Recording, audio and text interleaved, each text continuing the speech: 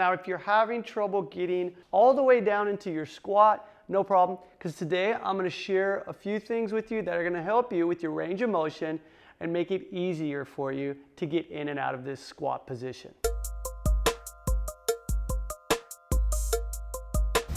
So the first thing that we want to take a look at is our range of motion in the squat. Some people are going to have trouble getting all the way down into the squat. So instead of just working on the squat that way, what I like to have people do is sit down and first simply work on increasing the range of motion in their hips and then also working on mobility in their ankles. Reason for that is because that is usually the limiting factor with people who are having trouble getting down deep into the squat. So I just have you sit down on the ground with your feet shoulder width apart, and with feet flat on the floor, you're going to take your rear end close to your heels. Now in the beginning, even this might be difficult, but gradually and slowly, making sure that you're breathing while you're doing it, you can increase the range of motion by focusing on this daily or whenever you can.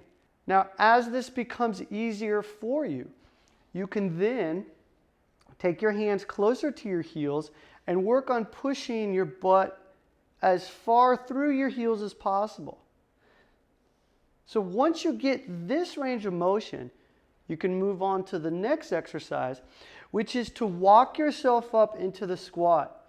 Now, when performing this particular movement, don't worry so much about your form.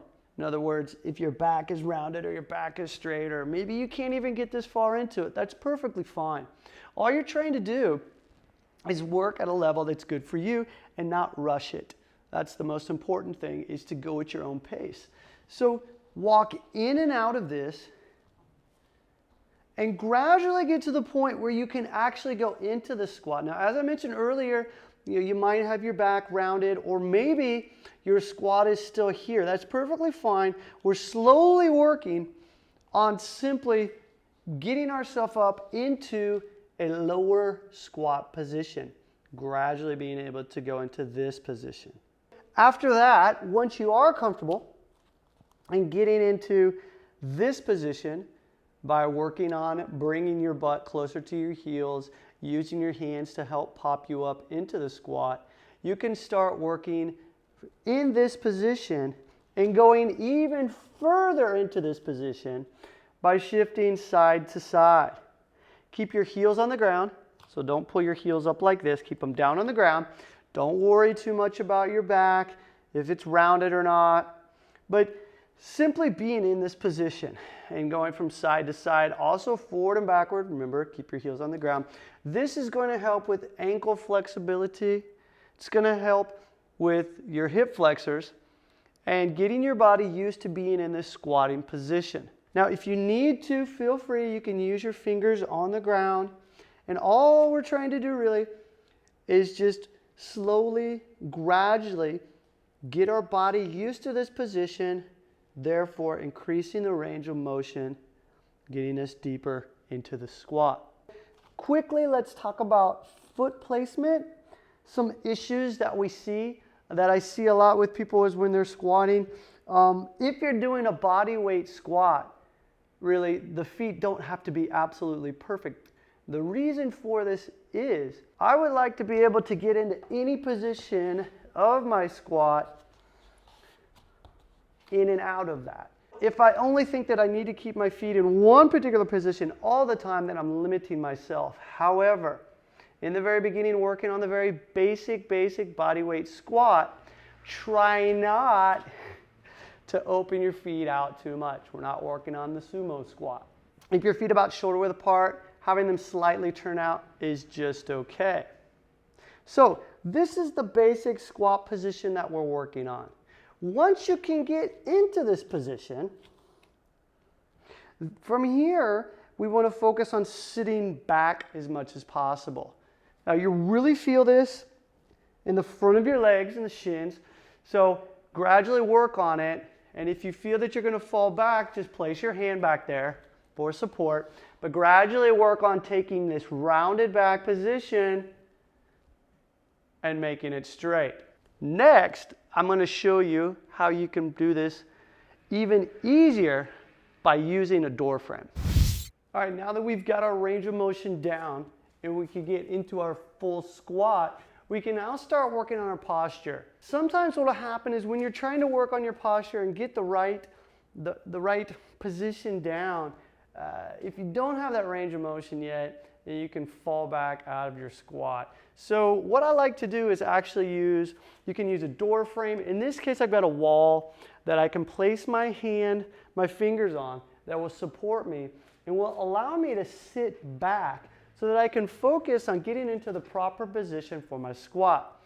Now, this is actually a great conditioning movement that you can use once you get your full squat down, once you get your regular squat and you get strong enough so that you can start doing single leg work. You can actually use this particular movement with one leg as a conditioning movement. But before we get ahead of ourselves, let's take a look at the movement that I would like to share with you. Instead of starting with my hand high, because I'm going to be squatting down, I'm going to start with it relatively low. So it's going to be about at hip height.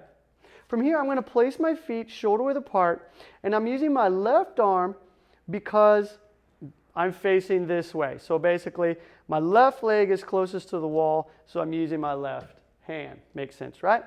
So from here, I'm going to sit back as if I'm sitting into a chair. If I were to let go, I would fall. So what I'm doing here is teaching myself to get into the proper position, activate my core, keep my chest up, so that even if I were to let go, I can still be in this position. But if we don't have the range of motion in the very beginning, if we don't have that flexibility, that strength, and that control, then we could fall out of it. And it can be quite frustrating. But we can use this and sit back and help lower ourselves into this squat. Now, getting out of the squat, we don't want to lean forward, rounding our back and bringing our butt up first when we stand up. We can use this wall or this particular ledge that I'm using here to help us by keeping our arms straight. We bring this arm up, chest is up, and we want to think as if we're being pulled straight up into the air. So we can pull into this wall and help ourselves stand up.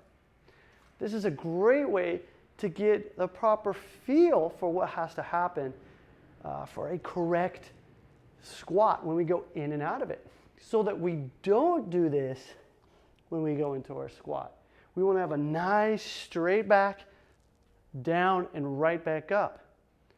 But it can be frustrating to get that feeling, so that's how we can use this wall ledge to sit back, keeping the chest up, and focus on sitting back into the squat each and every time and standing up nice and tall. All right, so we worked on increasing the range of motion in our hips and our ankles to get us into the squat position. And then we used a door frame, in that case a wall, to help us get into the proper position to be able to go down into the squat and also stand up. So now it's time to work on this without any props. And we're going to take a look at how to go in and out of this squat and work on increasing our posture, making it better so that we can perform a close to perfect bodyweight squat. What we're after is keeping our feet shoulder width apart. We're going to roll the shoulders back and down, taking the hands out in front and taking the thumbs up. By bringing the thumbs up, it allows us to keep the shoulders down. If we were to take the thumbs in, there's a tendency to roll the shoulders in, therefore rounding our back. By taking the thumbs up like this, helps us to bring the shoulders down and back, therefore the chest is up. We have that nice straight back. So from this position, we're going to sit back as if we're sitting into a chair, keeping our chest up, squatting all the way down. When we stand up, we want to think as if there's a rope coming out of the top of our head and someone is pulling this rope and just pulling from the top of the head up as we return to the top position. This is what we want to focus on. That is why we're using the wall, that door frame, to help us get the feel for the proper position so that when we do it without a prop, it's a lot easier. So once again, to cover this quickly, feet shoulder width apart, shoulders roll back and down, arms up, thumbs up, head is neutral, we're looking forward. Take the butt back as if we're sitting into a chair. Exhale, keeping the chest up, down as far as we can, chest is still up, shoulders are pulled down and back. As we start to stand, we stand as if we are being pulled up, and exhale throughout the movement. That is the basic body weight squat. Couple things in there to help you increase the range of motion and also your posture within the squat. If you ever have any questions, feel free to leave a comment below or contact us at info@gmb.io. Here's another video that I think you'll like. Check it out and be sure to subscribe to our YouTube channel if you haven't already.